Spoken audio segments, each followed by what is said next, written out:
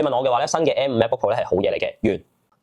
點解我會咁講咧？因為我實在太耐冇 upgrade 我部 MacBook 啦。我之前用緊嘅呢部 MacBook 咧係2019年買嘅，即係都大概5、6年前㗎啦。新嘅 MacBook 喺外形上面有轉變之外咧，佢亦都係直接影響緊我成個工作嘅 workflow 嘅。部舊嘅 MacBook Pro 嚟講咧，都仲運行得非常之好，但我就真係甚少拎佢出門口。覺得慢係純粹因為而家越嚟越多複雜嘅事情需要處理，包括 AI 嘅運算啦、剪片嘅 file size 都越嚟越大。舊嘅 MacBook Pro 咧喺運行呢啲事情咧就可能需要更長嘅時間。我呢部新嘅14吋 M5 MacBook Pro 咧，佢搭載咗最新嘅 M5 晶片啦，同 AI 嘅工作性能咧已經快咗超過3.5倍㗎啦。可想而知，我2019年跳上 M5 咧嘅分別係會有幾大。除咗性能上面有顯著嘅提升之外咧，14吋嘅 MacBook Pro 仲有更快嘅 SSD 儲存速度嘅，即係意味住你喺 export 啲 4K 片或者 8K 片嘅時候咧都變得越嚟越快啦。